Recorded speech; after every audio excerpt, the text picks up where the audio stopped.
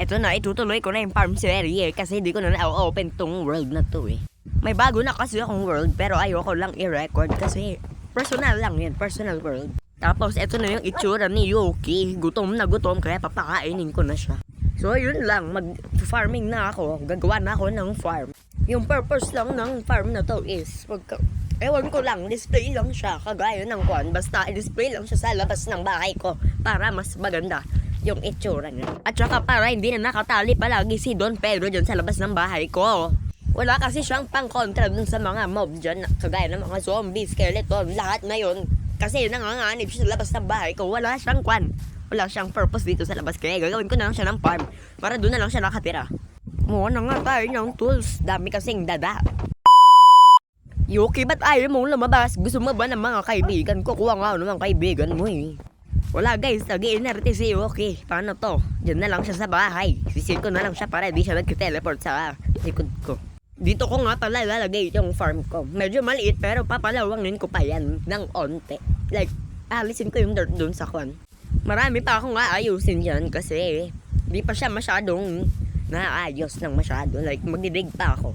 Pero ito, onti lang to kaya okay lang, yun muna yung gagawin natin. Sumugod muna tayo sa gubat para makakuha tayo ng kahoy para sa fence. Siyempre ako kukunin ko kasi di ba bagay yung birch sa bahay ko eh. Kailangan matching. Pero hindi ganitong klaseng matching yung ganitong klaseng matching. Yung magkaparehas terno. Paano ba yan? Di ba magaling mag-crafting? Paano to?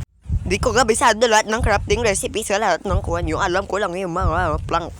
Tapos, crafting table, furnace, mga ganun, mga kailangan, mga alam ko lang, mga kailangan ko na lang alam na. Di ko na alam. Anyways, ito na yung fence na ginagawa ko, parang hindi siya kakasya. Parang hindi to kaya, onti lang yata to. Matutulog muna agad ako kasi ayokong may mga sumisegway sa mga farm na ginagawa ko. Baka kasi may pasabog silang ginagawa dyan eh. Ayoko nang sumasabog na nagsisira ng gawain ko. Kung di nyo get yung sinasabi kong pasabog kanina, ito yung tinutukoy ko. Hinihintay niya na akong lumabas ng bahay kasi gusto niya ng collaboration o tutulong siya sa farm ko. Pero wala siyang tulong, sabugin niya lang lahat ng pinaggawa kong hard work. Kaya kukuha na lang ako ng armor tapos yung shield ko para ma-defense ko yung sarili ko pati yung bahay. Tsaka di ko naman siya hinay, wala naman siyang sinabing tutulong siya. Nagpaalam muna sana siya sa akin para accepted siya. Pero hindi, kasi hindi siya nagpaalam. Tapos naghihintay siya sa labas ng bahay ko. Anong gagawin niya ron? Ang random ng mga sinasabi ko, diba? Ganyan yung mangyayari kapag wala akong maisip na masabi sa video. Halika rito, may nagsabi ba sa'yo mag-abang ka sa labas ng bahay ko Halika rito at papasabugin kita. Bilis, halika na dito. Sabi sa'yo. Sabi sa'yo makulit ka kasing bata ka. Sino pa sa inyo yung sasabak sa akin? Sige, papasabugin ko rin kayo. Anyways, eto na, lalagay na ako ng fence para sa farm natin. Eto na, gagawin ko na yung bahay nila Don Pedro. Di ko sure kung paano gumawa ng farm talaga. Gusto ko yung gawin yung mga nagalagay sila ng carpet sa taas ng fence. Di ko alam kung saan ko i-place yun eh. Tsaka di ko rin alam yung purpose nun. Baka pang taas na baka pasok sa loob ng fence. Di ko talaga sure. Tapos dito, hahatiin ko tong buong fence na to para maging apat sila. Siyempre para hindi maghalo yung sheep, cow, pig, tapos sila Don Pedro at yung asawa niya. Hahanapan ko talaga ng asawa yan si Don Pedro para hindi siya lonely.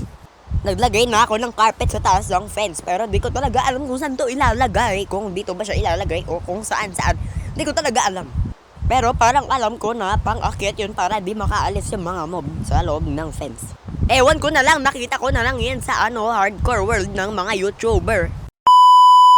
Ayan, ipapakita ko na kay Don Pedro yung kanyang future house mansion. Nagugustuhan mo ba yung bago mong bahay, Don Pedro?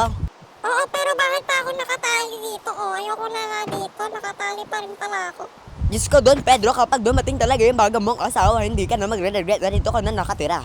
Saglit lang, huhuli lang ako ng mga bago mong kaibigan. Diyan ka lang sasabi ko sa'yo pag ikaw nakita ka sa labas Di ko sure kung first time niya pa lang sumama sa akin para mag-hunting. Pero kung isasama ko pa rin siya. Wala akong pake. Dapat may guardian ako. Tapos nag-invest din ako sa wolf armor. Kailangan ko nun para ma-protect si Yuki din.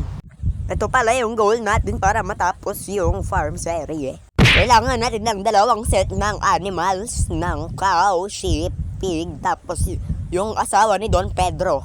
Tsaka yung pagkain din ng mga animals na kukunin ko, dapat meron din ako nun para kompleto yung farm natin. Yun lang, kapag nakompleto natin to, ending na natin yung farm series na to. Nakahanap agad ako dito ng baka, oh. Isang baka na lang, kompleto na yung bahay nito. Papapangalanin pa ba natin itong mga baka, pig, sheep natin? Huwag na, baka wala kasing purpose yung mga request gathering kong mga animals na kukunin ko dito eh. Pero kung gusto nyo, pagdidesisyonan ko muna. Yung papangalanan ko lang yung asawa ni Don Pedro. At may pangalan na ako sa kanya. I-reveal ko yung pangalan ng asawa ni Don Pedro kapag nakahuli na tayo. Alam nyo talaga yung magiging pangalan ng asawa ni Don Pedro. And yun lang, nawala na yung baka. Sabi ko sa'yo, Yuki, bantayan mo yung baka, alis yan. Kaya mo nung kaibigan. Ikaw rin makulit ka rin So nagsabi sa'yo na alis ka dito ha, dito ka na sa amin. And here is your new house. Huwag mong kakalimutan yung monthly subscription mo dito sa bahay mo ha. Hindi lang kita pinapatry dito kasi wala kang bahay ha. Pero okay lang yan. Meron ka namang magiging kasama na magbabayad din sa mga utang mo sa akin. Hindi lang ikaw yung biktima nito. O, diba? Sabi kasi makakahuli tayo ng chicken banana dito eh. Lika na dito, Doña Leonora. Diba? Balik na kita kay Don Pedro. Ayoko doon. Si Don Juan gusto ko. Si Don Juan talaga. Yung kabayo. Gusto mo talaga ng kabayo? Di ka na nga, dami mong arte. Ito na nga ba yung pinakihintayin nyo lahat? The reuniting of Don Pedro and Don Leonora. Ayun na, hindi na lonely si Don Pedro. May kabanding na siya palagi. Hindi na siya lonely.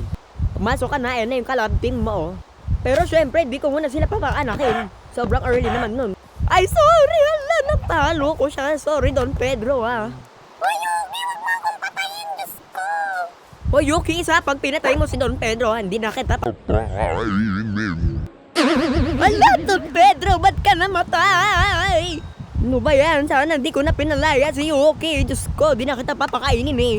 Ano ba yan?